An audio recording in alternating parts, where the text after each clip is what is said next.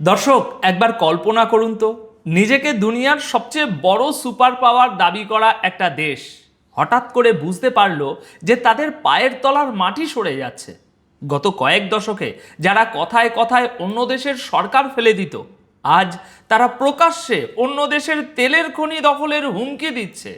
শুধু তাই নয়, দিনক্ষণ ঠিক করে বলছে আগামী মঙ্গলবার আমরা তোমাদের ব্রিজ আর পাওয়ার প্ল্যান্ট সব মাটির সাথে মিশিয়ে দেব। কেন? হঠাৎ আমেরিকার মতো দেশের প্রেসিডেন্টের গলায় এই পাড়ার মোস্তানদের মতো ভাষা কেন? কারণটা শুনলে আপনি চমকে উঠবেন। কারণ পর্দার আড়ালে হাইফা থেকে শুরু করে ডিমোনা আর ইউএই থেকে শুরু করে কুয়েত, আমেরিকার আর তাদের মিত্রদের সাজানো দাওয়ার বোর্ড উল্টে দিয়েছে আজ ইরান। দর্শক, পশ্চিমা মিডিয়া আপনাদের শুধু দেখাবে যে আমেরিকা কতটা শক্তিশালী আর ইরান কতটা বিপদে আছে, কিন্তু আমি আপনাদের দেখাবো এই হুমকির আড়ালে আমেরিকার আসল ভণ্ডামি আর তাদের ভিতরে লুকিয়ে থাকা ভয়টা ঠিক কোথায়। আজকের ভিডিওতে আমরা তিনটি বড় ব্রেকিং নিউজ এবং তার পিছনের জিওপলিটিক্যাল মাস্টার স্ট্রোক নিয়ে কাট টু কাট কথা বলবো। আজকের প্রথম বড় ব্রেকিং, ডোনাল্ড ট্রাম্পের সরাসরি ডেডলাইন। হয় আমাদের শর্ত মানো, নয়তো আগামী মঙ্গলবার পুরো ইরানের ইনফ্রাস্ট্রাকচার ধ্বংস করে দেব এবং তেলের খনি দখল করব। এর পিছনের সাইকোলজি আসলে কি? এবার দ্বিতীয় খবর, ডিফেন্স নয় অফেন্স। হাইফা, ডিমোনা এবং ইউএইতে থাকা আমেরিকান ও ইসরায়েলি ঘাঁটিতে ইরানের পাল্টা ধ্বংসলীলা। কিভাবে শত্রুর সাপ্লাই চেন কেটে দেয়া হলো। তৃতীয় খবর, ডোনাল্ড ট্রাম্পের সোশ্যাল মিডিয়া মেল্টডাউন। 3 দিনে সরকার ফেলার স্বপ্ন কিভাবে 1 মাসে এসে দুঃস্বপ্নে পরিণত হলো। দর্শক, সবগুলো খবরের ব্যবচ্ছেদ করব একদম গভীরে গিয়ে, তাই কোথাও যাবেন না, কারণ পশ্চিমা মিডিয়ার সাজানো স্ক্রিপ্টের বাইরে গিয়ে আসল সত্যটা জানা আপনার অধিকার। তাহলে চলুন শুরু করা যাক। দর্শক, প্রথম খবরটার দিকে একটু গভীরভাবে নজর দেওয়া যাক।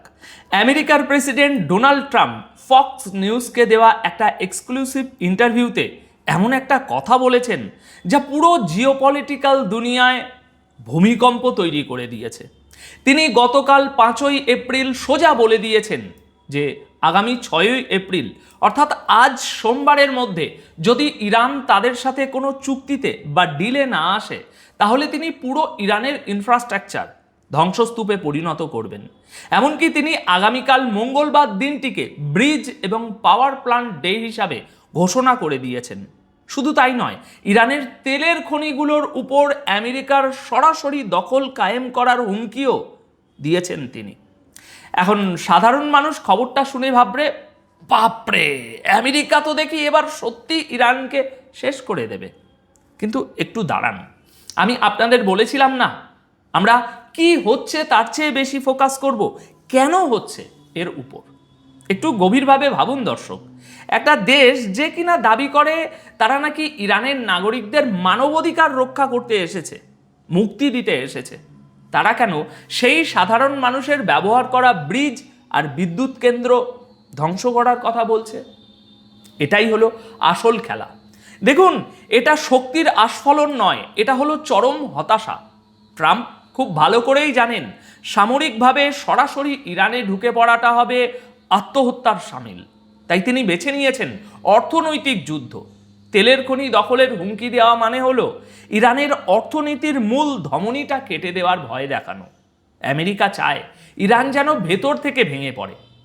অন্যদিকে ইরানও কিন্তু এক চুলো জায়গা ছাড়েনি।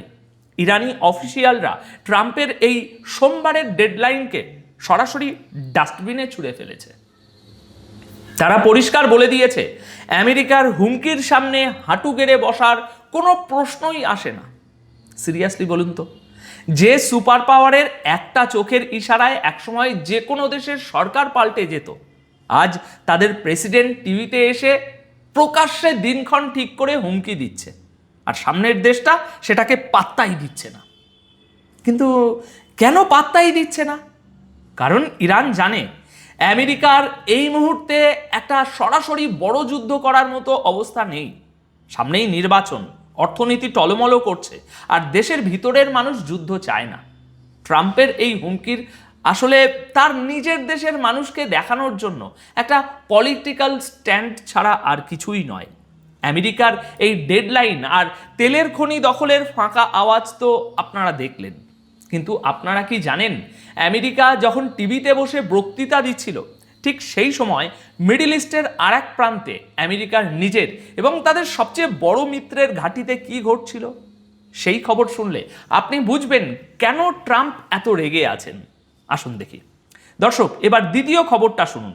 এটা হলো গ্লোবাল ওয়ার গেমের সবচেয়ে ইন্টারেস্টিং পার্ট, কারণ এখানে আপনি দেখবেন শুধু গালগল্প দিয়ে যুদ্ধ জেতা যায় না, যুদ্ধ জিততে লাগে নিখুঁত স্ট্র্যাটাজি। ইরানের আর্মি এবং আইআরজিসি আজ পরিষ্কার ওয়ার্নিং দিয়েছে যে আমেরিকা বা ইসরায়েল যদি ইরানের সিভিলিয়ান ইনফ্রাস্ট্রাকচারে হাত দেয় তবে তার পরিণাম হবে ভয়াবহ। আর তারা শুধু মুখের কথায় থেমে থাকেনি, অপারেশন ট্রু প্রমিস 4-এর 96 নম্বর ওয়েব বা 96তম মিসাইল হামলার ঢেউয়ে ইরান যা করেছে তা পশ্চিমা সামরিক বিশ্লেষকদের রাতের ঘুম হারাম করে দিয়েছে। ইরান দাবি করেছে তারা ইউএই, বাহরাইন এবং কুয়েতে থাকা শত্রুদের ঘাঁটিতে আক্ষরিক অর্থেই আগুন ধরিয়ে দিয়েছে। জায়গাগুলোর নাম একটু খেয়াল করবেন দর্শক। দক্ষিণ ইসরায়েলের ডিমোনার কাছে থাকা পেট্রোকেমিক্যাল ইন্ডাস্ট্রিতে ড্রোন হামলা হয়েছে। হাইফার রিফাইনারি, যেখান থেকে ইসরায়েলি ফাইটার জেটগুলো জ্বালানি পায়, সেখানেও ম্যাসিভ হিট করা হয়েছে। কুয়েতের বুবিয়ানে থাকা আমেরিকান ঘাঁটিও বাদ যায়নি। আর সবচেয়ে বড় চমকটা কি জানেন? ইউএইতে থাকা এক্সন মোবিল এবং শেভরনের গ্যাস প্ল্যান্টগুলোতেও আঘাত আনা হয়েছে। আল রোয়াইসে থাকা আমেরিকার পেট্রোকেমিক্যাল ফ্যাক্টরিতে, যেখানে আমেরিকান সেনা এবং ইসরায়েলের জন্য সামরিক পণ্য তৈরি হতো, সেখানেও ভয়ঙ্কর আগুন লাগার খবর এসেছে। এবার একটু থামুন এবং পুরো ম্যাপটা চোখের সামনে আনুন। ইরান কি এলোমেলোভাবে যেখানে সেখানে বোমা ফেলছে? একদমই না। একটু গভীরভাবে ভাবুন দর্শক। ইসরায়েলের ফাইটার জেটগুলোর সবচেয়ে বড় শক্তি কি? আকাশে ওড়ার ক্ষমতা। কিন্তু আকাশে উঠতে তো জ্বালানি লাগে। ইরান ঠিক সেই হাইফার রিফাইনারিতে আঘাত করেছে যেখান থেকে তেল সাপ্লাই হয়। ইউএইতে American corporate giant Exxon Mobil আর শেভরনে কেন হিট করলো? কারণ যখন আমেরিকান কর্পোরেটদের পকেটে টান পড়ে তখন আমেরিকার পলিটিশিয়ানদের গদি কেঁপে ওঠে। ইরান এখানে একটা মেসেজ দিচ্ছে, তোমরা যদি আমাদের পাওয়ার প্ল্যান্টে হামলার স্বপ্ন দেখো, আমরা তোমাদের সাপ্লাই চেন, তোমাদের তেলের সাপ্লাই, তোমাদের ফাইটার জেটের ফুয়েল লাইন কেটে দেব। আইআরজিসি, নেভি এবং অ্যারোস্পেস ফোর্স আজ পরিষ্কার জানিয়ে দিয়েছে এটা ছিল শুধু ফেজ 1 বা প্রথম ধাপ। যদি এরপর ইরানের মাটিতে একটাও আঁচড় লাগে তাহলে আরব দুনিয়ায় থাকা আমেরিকান আর ইসরায়েলি কোনো ঘাঁটি নিরাপদ থাকবে না। দেখুন, এটা হলো ক্লাসিক অ্যাসিমেট্রিক ওয়ারফেয়ার। আমেরিকা শক্তিশালী হতে পারে, কিন্তু মিডল ইস্ট জুড়ে তাদের যে শত শত ঘাঁটি ছড়িয়ে ছিটিয়ে আছে সেগুলো এক একটা সফট টার্গেট। ইরান সেটাই চোখে আঙুল দিয়ে দেখিয়ে দিল। একদিকে সরাসরি যুদ্ধে নামার ভয়, অন্যদিকে যুদ্ধে এমন চরম অপমান। এই দুইয়ের প্রেশার যখন কুকারের ভিতরে ফুটতে থাকে তখন মাথার ভিতরে কি ঘুরপাক খায় জানেন? তখন একজন শাসকের সাইকোলজি কিভাবে কাজ করে জানেন? আসুন আজকের শেষ পয়েন্টে ডোনাল্ড ট্রাম্পের সাইকোলজিক্যাল মেলডাউনটা একটু অ্যানালিসিস করি। দর্শক, গ্লোবাল পলিটিক্সে নেতাদের শারীরিক ভাষা এবং মুখের কথার চেয়ে বড় কোনো ডিকোড করার বিষয় নেই। ডোনাল্ড ট্রাম্পের সাম্প্রতিক সোশ্যাল মিডিয়া পোস্ট আর হুমকির ভাষাগুলো যদি আমরা বিশ্লেষণ করি তাহলে আমরা একটা ভয়ঙ্কর ছবি দেখতে পাই।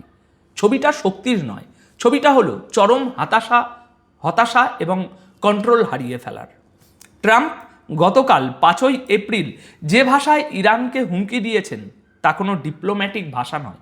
বিশেষজ্ঞরা বলছেন এই রাগান্বিত ভাষার কারণ হলো তার উপর বাড়তে থাকা প্রচণ্ড রাজনৈতিক চাপ। ট্রাম্পের হিসাব ছিল খুব সোজা। তিনি ভেবেছিলেন সামান্য একটু চাপ দিলেই, কয়েকটা স্যাংশন দিলেই বড়জোর 3 থেকে 4 দিনের মধ্যে ইরানের সরকার বা রিজিমের পতন ঘটবে। কিন্তু আজ 1 মাস পার হয়ে গেছে, ইরানের পতনের বদলে উল্টো হাইফা আর ইউএইতে আমেরিকার সাপ্লাই চেন পুড়ে ছাই হয়ে যাচ্ছে। এই যে 3 দিনের প্ল্যানটা 1 মাসে গড়িয়েছে, এটাই ট্রাম্পকে পাগল করে দিচ্ছে। তিনি এখন মরিয়া হয়ে উঠেছেন, আর সেই মরিয়া ভাব থেকেই তিনি সোমবারের ডেডলাইন এবং মঙ্গলবারকে পাওয়ার প্ল্যান্ট ডে বানানোর উদ্ভট ঘোষণা দিয়েছেন। একটু ভেবে দেখুন দর্শক, ট্রাম্পের এই এত হুমকির পরও ইরান কেন আলোচনার টেবিলে আসছে না? কারণ ইরানের নেতৃত্ব খুব ভালো করেই জানে মধ্যপ্রাচ্যের রাজনীতিতে দুর্বলতার কোনো জায়গা নেই। আজ যদি তারা ট্রাম্পের এই ফাঁকা বুলির সামনে মাথা নত করে, তবে সেটা হবে তাদের জন্য পলিটিক্যাল সুসাইড বা রাজনৈতিক আত্মহত্যা। ইরানের জনগণ তাদের নেতাদের ক্ষমা করবেন না।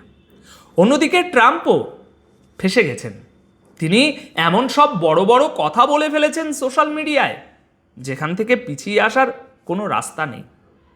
তিনি দুনিয়াকে দেখাতে চান যে তিনি আলফা মেল বা সবচেয়ে ক্ষমতাধর, কিন্তু বাস্তবে তিনি জিততে পারছেন না। আর যখন একজন মানুষ বুঝতে পারে যে সে হারছে, তখন সে আবোল তাবোল বকতে শুরু করে।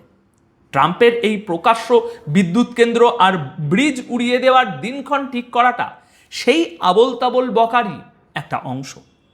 দর্শক, পুরো জিওপলিটিক্যাল দাবার বোর্ডটা এখন আপনার সামনে।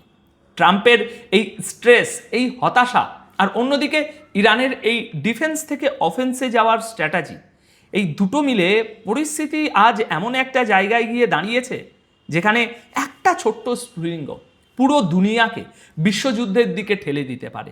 আজ সোমবার রাতে পুরো দুনিয়ার শ্বাস আটকে থাকবে।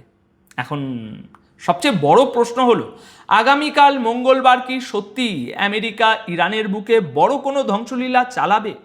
অথবা মঙ্গলবার আসার আগেই কি ইরান এমন কোনো প্রিএম্পটিভ বা আগাম স্ট্রাইক করে বসবে, যার ফলে আমেরিকা আর হামলা করার ক্ষমতাই দেখাবে না?